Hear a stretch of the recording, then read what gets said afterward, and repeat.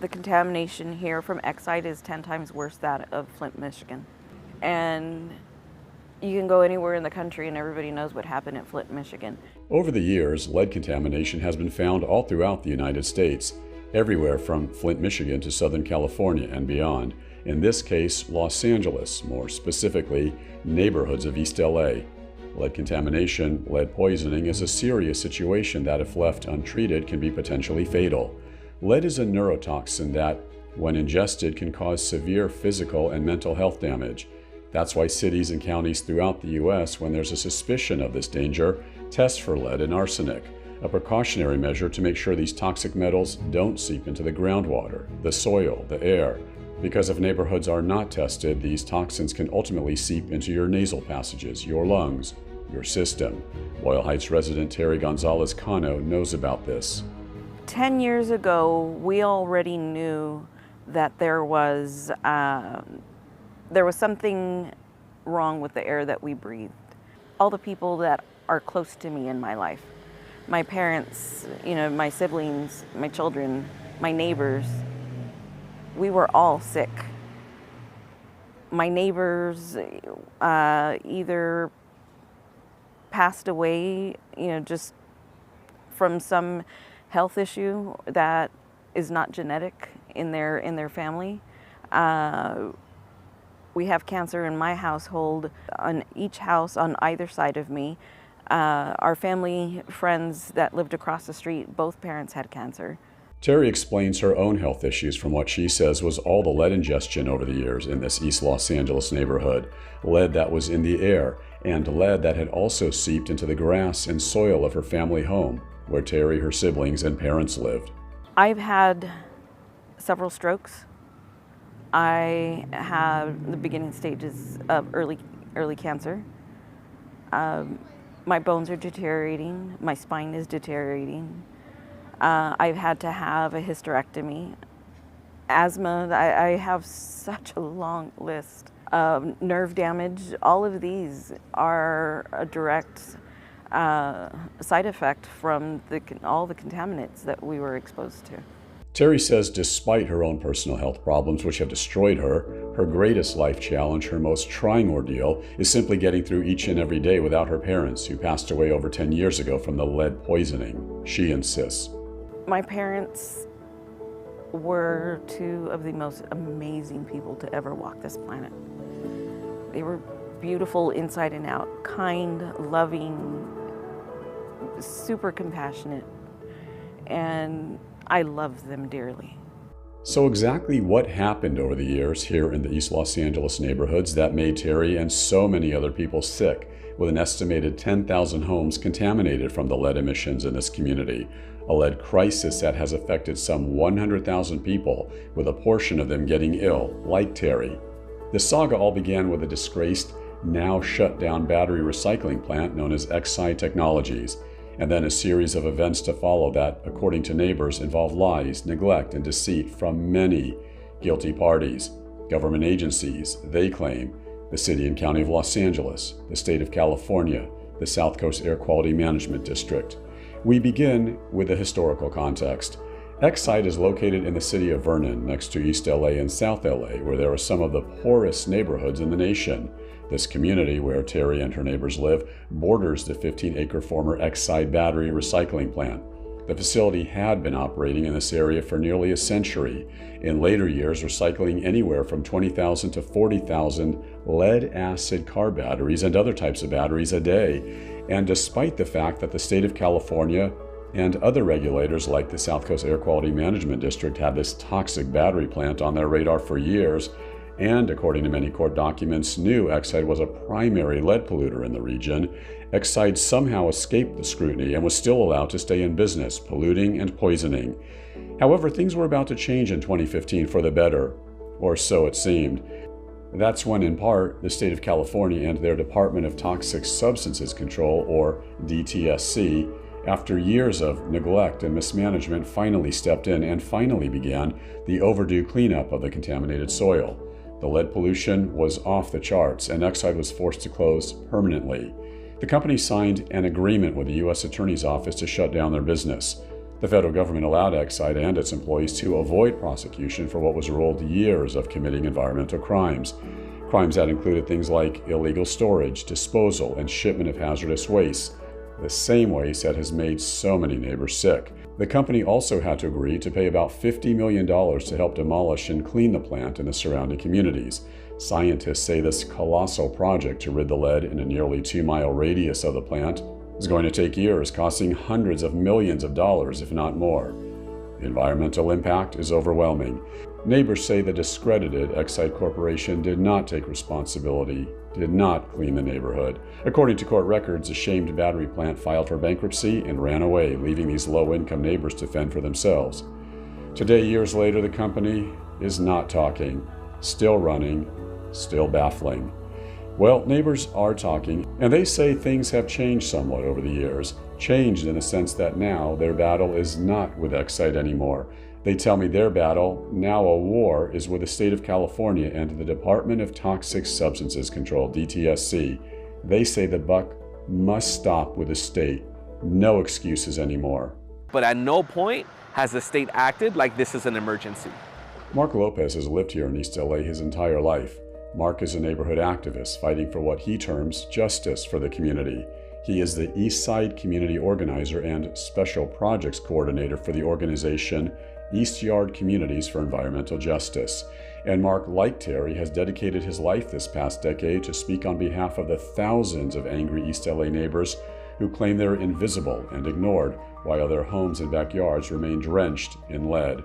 The state doesn't care that they're not prioritizing the health of our community members. In your opinion, why is the state not prioritizing the health of the residents out here? Can you explain what's going on? I've been out here 10 years ago, and then a couple years ago. Now today, nothing has changed, or it seems that way according to all of you. Yeah, I mean, every step of the way we've had to fight, right? When the state first started sampling homes, they wanted to limit how much they were going to clean up, and we had to push them every step of the way to expand and expand and expand up to the point that they're at now, which still isn't enough, right? But we've had to fight every step of the way. They haven't even adequately profiled the contamination. They don't know how far it goes. They don't know how wide it is. They have an initial cleanup area, but they haven't done enough to actually fully profile. And if we don't fully profile the contamination, I fear that eventually the state will finish cleaning up that initial area and say that they're done. Where do you go from here? We want every home cleaned up, and what they've told us is, well, that's not really realistic. And so we're like, okay, let's talk to our academic partners. What would be a representative sample? So there's now 6,000 that are within the cleanup area. We think that the sample area should be expanded from 1.7 miles to 4.5 miles. Dr. Meredith Williams is the director of DTSC, the California Department of Toxic Substances Control, which is part of the California Environmental Protection Agency. Dr. Williams is a scientist. Williams says her department works towards environmental justice and what she terms fair and equitable enforcement of California's environmental laws. We visited via Zoom with Dr. Williams to discuss Exide, DTSC, the neighbors, the lead contamination. Dr. Williams, what exactly is the state, specifically your department, DTSC, doing now to put an end to the lead contamination situation? Ever since the legislature first appropriated funds in 2016 to remove lead from properties that were contaminated by Exide, DTSC has been working with urgency to clean as many homes as possible, as efficiently and effectively as possible. We've prioritized that work based on the levels of contamination and the risk of exposure. And as more funding has become available by the legislature, we've expanded the cleanup to more homes. We have about 300 people working on this project. That includes DTSC staff, contractors, consultants, and subcontractors. As of last month, we've cleaned up nearly 5,000 parcels within what we call the preliminary investigation area, including all of the impacted schools, parks, and daycares. We're also working closely with US EPA on our request to list the cleanup as a Superfund site. We were regularly engaging with them to ensure that they have all the necessary data and information to make their determination. Such a listing would add important funds and resources to aid in this cleanup effort. And as you know, Dr. Williams, many of the neighbors tell me DTSC has not done a proper profile of the area. With that said, should the area be expanded from, let's say, the 1.7 miles to the 4.5 miles? Yeah, thank you for that question. Yes, we feel as though we've characterized the area adequately. And to answer this question, it helps to take a minute to think about how lead travels through the environment. Any releases from a facility, both at ground level or through smokestacks, would travel through the air and fall onto soils. And then once those contaminants are at the surface of the soil, unique conditions at any given property, any given location, including things like the irrigation methods, will determine whether the lead stays at the surface or whether it migrates down into the soil. Our job was to define the extent of any contamination from the facility. And to accomplish this, we conducted sampling along the dominant wind directions. And we went out to the 4.5 miles, as you referenced, from the former Exide facility. The data, the statistical analyses, and information available at that time, including some soil samples taken by Exide, indicated that lead emissions from the former Exide facility may have contaminated soil from between 1.3 miles to 1.7 miles from the facility, depending on the wind direction. And so we wanted to take the more conservative approach, and we established the 1.7 mile radius as the preliminary investigation area. And we do consider that a well-characterized conservative definition of the area. Terry Gonzalez Cano and Mark Lopez acknowledge that Dr. Williams is trying her best with the resources she has to run her California state agency and rid the neighborhood of the lead.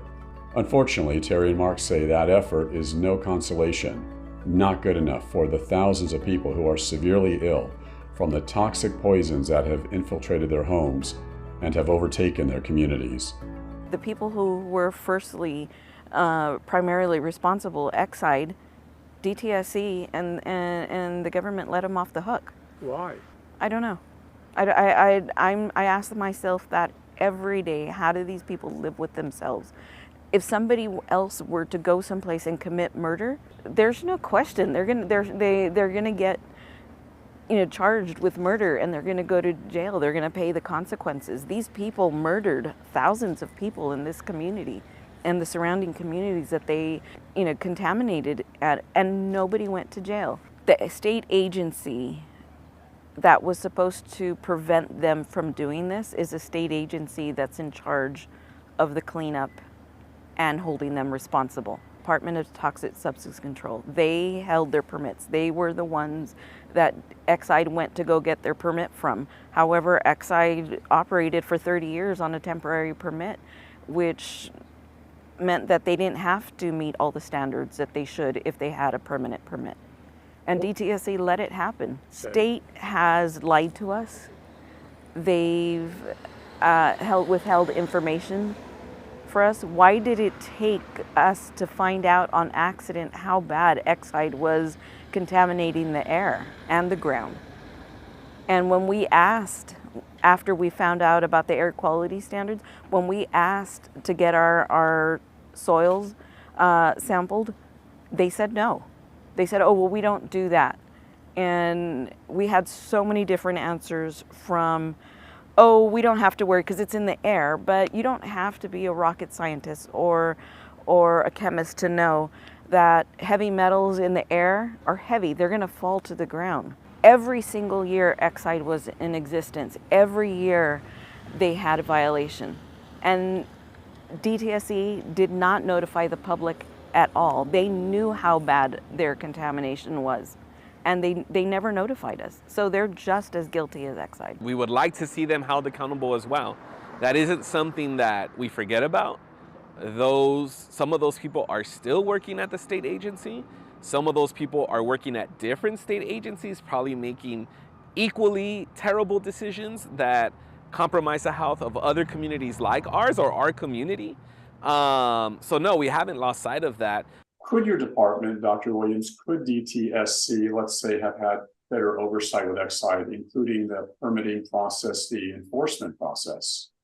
It's very important context to understand that battery recycling and associated lead emissions into the air began on this property in the late 20s and 1920s, not 2020s, and continued without stopping until Exide shut down in 2015.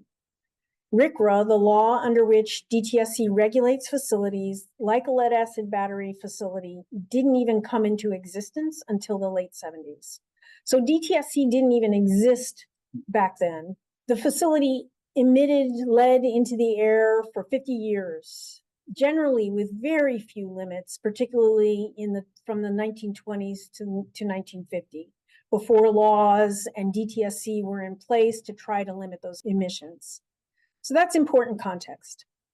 Exide was a terrible actor. They shirked their environmental protection laws. They exposed workers and entire communities to toxic contamination. And then they went on to manipulate bankruptcy laws and walk away from their obligations to clean it up. These actions revealed some deep holes in federal bankruptcy law, which failed to adequately prioritize environmental protection and a polluter's obligations under environmental cleanup. And yes, it also revealed some holes in the state's regulatory processes and structures with respect to our permitting and resources for enforcement and for financial assurance mechanisms, which is why the state has implemented very important, meaningful improvements in all of that and our oversight.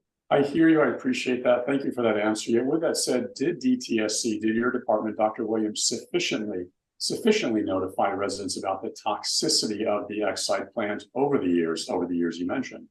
We communicated regularly with the community over the years, dating back to before 2014, and certainly once we were aware of the impact to residential properties. We issued plenty of public notices, had public meetings, knocked on doors. We held extensive public comment periods for the development of the removal action plan. Since remediation began, we've held regular meetings with the community and community leaders to provide updates and to receive feedback. Has there been enough, I guess you could say, accountability on the part of DTSC? Terry Gonzalez-Cano, Mark Lopez, some of the folks I interviewed, they're even saying some people with your department should have been fired, Dr. Williams. DTSC, certainly under my watch and under the watch of this administration, stands ready and willing to be held accountable for our decisions. We admit when we make mistakes and we work toward process changes to prevent them from reoccurring. We fostered a culture of continuous improvement across the department. We can always do our work smarter and more effectively, and my expectation is that we carry that mindset into everything that we do. When can we expect that this Herculean project finally gets completed? That's what the neighbors want to know. That's what everyone's asking.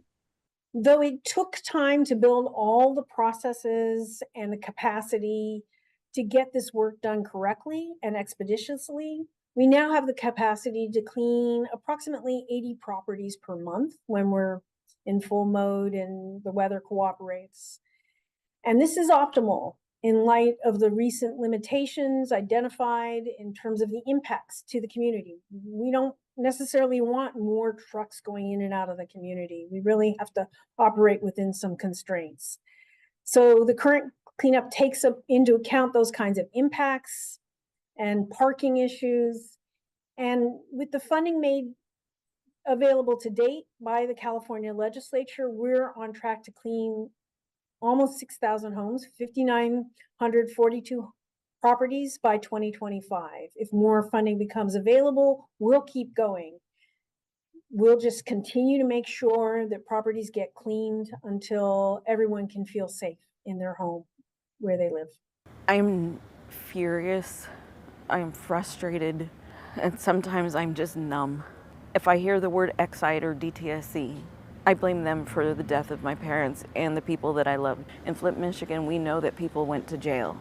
We know people were fired. There was some accountability that was taken there. Here, no one's taking any responsibility.